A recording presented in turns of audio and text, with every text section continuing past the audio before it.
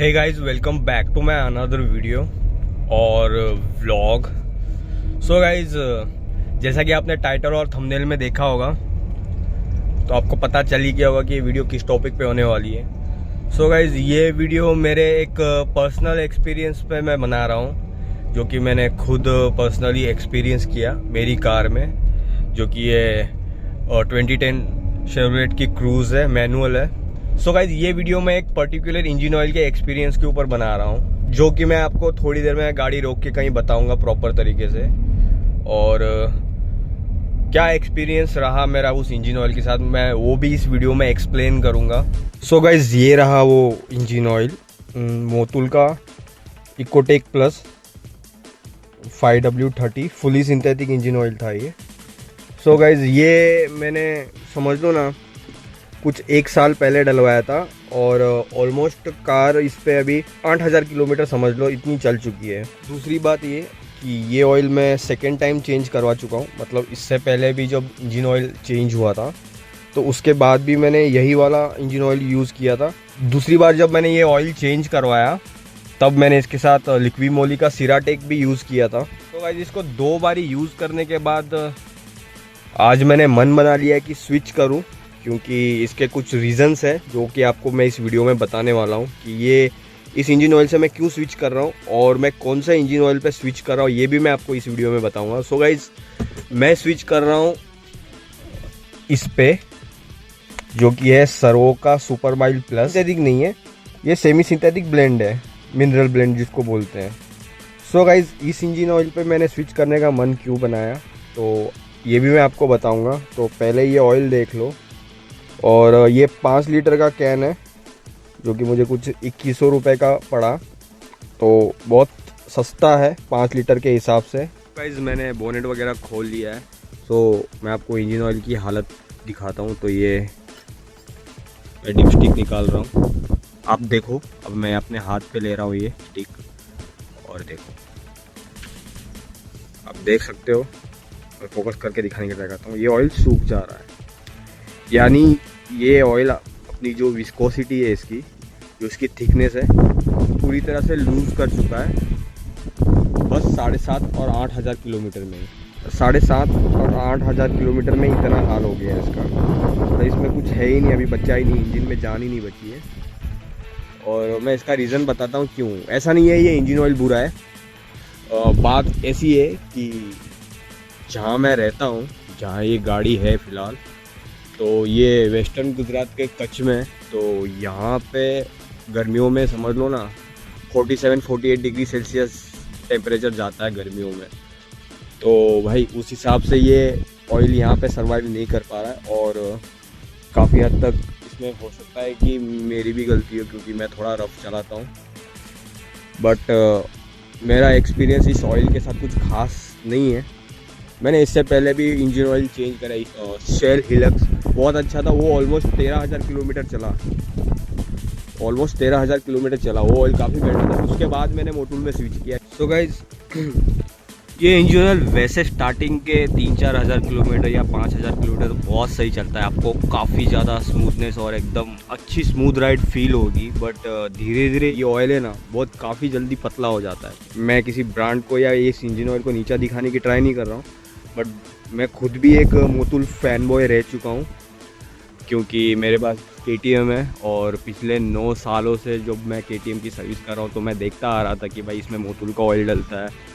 Motul का oil बहुत अच्छा है, क्योंकि मेरी KTM में हमेशा से मोतुल का ऑयल ही मैं डालता आ रहा हूँ, और उस ऑयल के साथ मैंने KTM बहुत घुमाई है, लद्दाख वगैरह बहुत सारी लंबी लंबी राइड्स करी थी।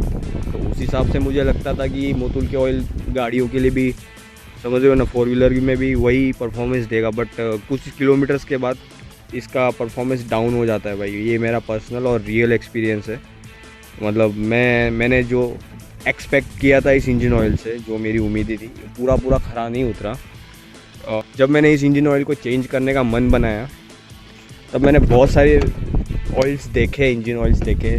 मैंने 5W40 भी डालने का सोचा गाड़ी में, बट अभी क्या है, सितंबर का महीना है, तो अगले कुछ 2-3 महीनों में तो विंटर्स आ जाएंगे, फिर क्या, फिर तो 20W40 यूज़ करने का मतलब ही नहीं रहेगा ना, क्योंकि सब वेदर ऑलरेडी चिल रहेगा एकदम, तो 20W40 का कोई यूज़ नहीं है।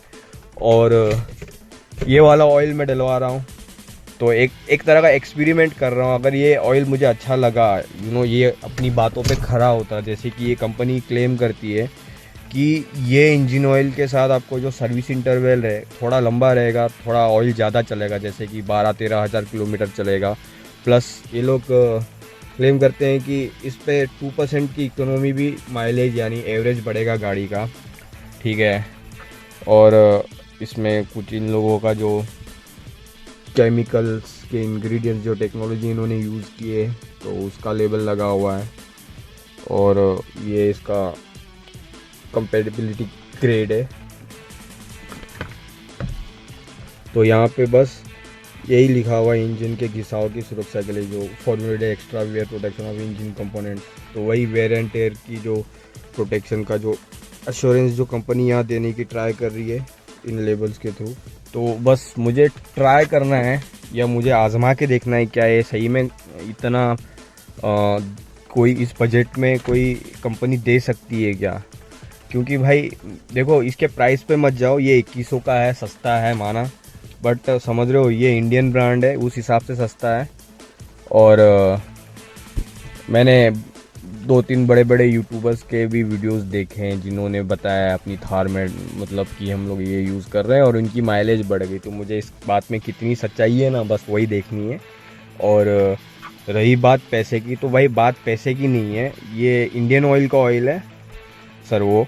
और ये मतलब बनाया इसी तरह से होगा कि भाई इंडियन रोड कंडीशंस के हिसाब से चले इंजन में, समझ रहे हो। अभी ये जर्मन इंजन ऑयल यहाँ नहीं चल पा रहे क्योंकि भाई यहाँ का वेदर अलग है, ये इंडियन मेड है और कंपनी को अच्छे से पता होगा इंडिया में क्या चलेगा।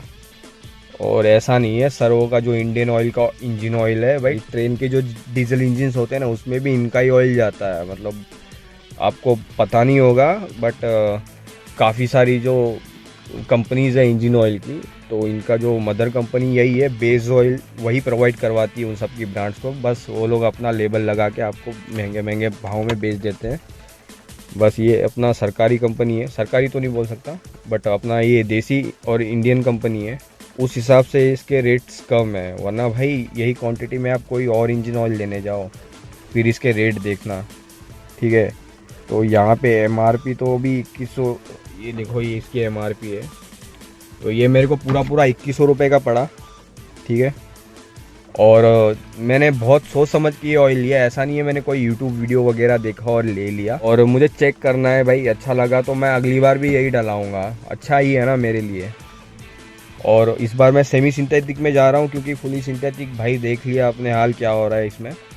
और ऐसा नहीं है भाई मेरी गाड़ी के इंजन में कोई ख़राबी है जिसकी वजह से इंजन ऑयल डालते ही काला हो जाता है या ख़राब गाढ़ा हो जाता है। भाई मेरी गाड़ी काला धुआं तक नहीं छोड़ती है, इंजन मेरा बहुत फ्रेश पड़ा हुआ है, ठीक है। ये तो थोड़ा धूल मिट्टी चिपकी हुई है, गंदा है, बट इंजन मेरा ऑलमोस्ट फ्रेश है, ठीक है। कोई इंजन में बैक कंप्रेशन वगैरह नहीं है, ना ही कोई टर्बो का लैग है या कोई टर्बो का प्रॉब्लम है।